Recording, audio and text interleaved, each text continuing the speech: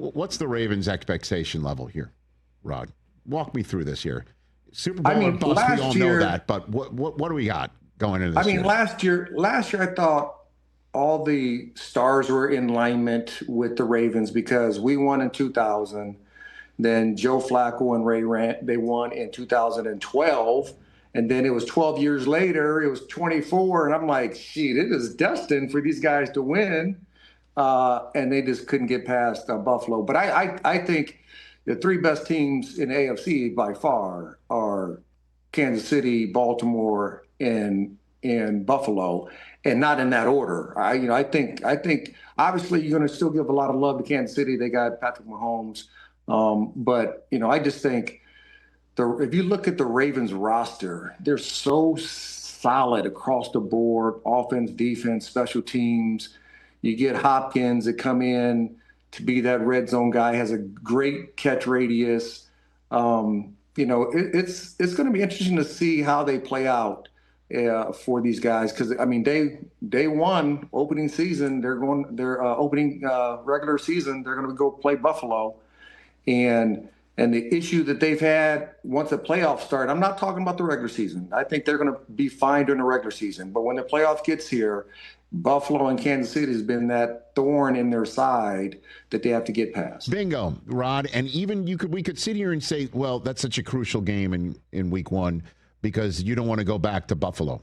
Certainly when this is going to be Buffalo's last run at it in Highmark, right, whatever, the old Rich Stadium. Like, you don't want to go there in January when it's freezing and the Bills fans are all like ready to finish this stadium up with a win and all that business. We could sit here and say that sort of thing, that you don't want to be on the road. But 2 years ago, they were the 1 seed and they had the AFC championship game in Baltimore for the first time in half a century, and the Chiefs still walked in there and came out with the win, because it all seems to, clearly the regular season matters. Clearly, you can't just roll the footballs out. It is the National Football League. Right. But it always seems that something happens in January. Something happens. The ball pops loose. Zay Flowers looks like he's going in for a touchdown. Oh, ball comes out, for instance. Right. How do you coach again? How do you coach a team to not have that, right? It just seems like it's karma. Or I don't know what it is, but how do you I don't want to call it karma.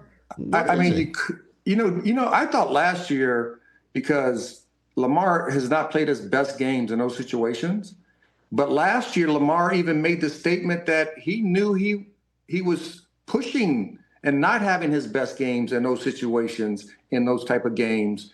So I'm thinking, since he made the announcement, he knows it's happening to him, it's not going to happen. And again, he goes out, he throws a pick early, he gets a strip sack later in the game, about at the third quarter.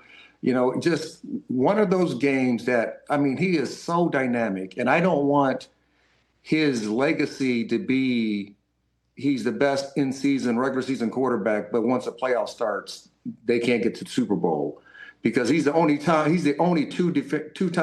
MVP in the National Football League that has not won a Super Bowl yet. So could it happen this year? Absolutely. I think they're stacked. I like them. I love Lamar, and I loved how he has grown as a player and throwing the deep ball. We know how exciting he is when he runs with the football in the open field. So that's a given. But his precision of throwing the ball down the field has gotten better. And he's only in year 7. And that's the crazy part about it. He's still in his prime. Yeah, he was in the best shape of his career too last year. Without question. Whatever the workout habits that you hear the whispers about from his first few years in the league, that's gone. And he looks great. Derrick Henry looks great. You look at this roster, and the Ravens are loaded, as you pointed out. But so I'll just take one last swing at this thing. Is what does it take? Because it's not John Harbaugh either. This is a guy who's on the way to a Hall of Fame, and it's not the front office. It's certainly not ownership. It's something like, how does one play your best when it's one and done and everybody knows you're good enough, but it hasn't been good enough over the last few years? How do we deal with this, Rod? And I don't want to say they don't have leaders, because I think they do. Mm-hmm. But the times they've won the Super Bowls, I mean, Ray was that, that alpha guy in the locker room on the sideline. And I think something like that has to happen somewhere along the line during these type of games. Somebody has to rally the troops. It always can't be the coaches. It can't be the coaching staff. It can't be the head coach. It has to be the players that rally themselves on the sideline or talking to themselves on the sideline. And Lamar's not an outgoing spoken person in a sense like that, right? But he is a leader. And for me, I think we need another guy on that offensive side to be more vocal along with Lamar. Defensively, we know Rowe is there. Right. They got some players. We know Kyle Hamilton, even though he's young, people are going to listen to him because he is a player. Right. So they have the pieces to the puzzle on that defensive side. I just think they need another voice on the offensive side to go along with Lamar during the games. Or maybe it's just Derrick Henry running it 25 times in the cold. And it's making people make business decisions, and let's get him $150 in an AFC division or championship game, and good luck trying to stop that. Like that was the idea last year, right? That was the idea going in last year, and he was awesome.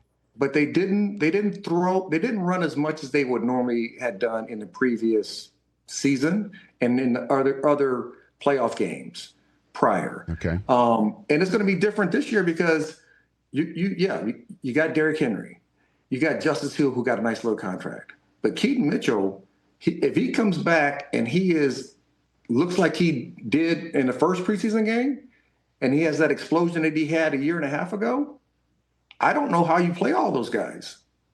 Now, I know Derrick Henry is going to be the bell cow. He's going to be the main guy, but then does Keaton Mitchell, is he coming in next? Love that. Keaton Mitchell, I know Justice Hill, he was that third down back for him, but, I know Keaton Mitchell has to prove that he can protect Lamar on third downs to get his reps at third down. But it's going to be interesting to see how Todd Monken does this thing with those guys. Are they going to go old 21 personnel, which not a lot of people use that anymore. So you're seeing two backs back there, but you can see two backs where it's Derrick Henry and Keaton Mitchell or Justice Hill in the backfield, and the defense stays in their base. And now you can take that third down back at either Hill or Keaton Mitchell and motion them out of the backfield. Now he's matched up either with a linebacker or safety, and you know that if they got to rotate down, they're going to be a man if they're rotating down, and now you can have your way with them. So it's going to be fun to watch how Todd Monken uses these guys and these weapons that he has, especially in the running back room. Catch the Rich Eisen Show live weekdays from 12 to 3 p.m. Eastern on Roku Sports Channel in the U.S.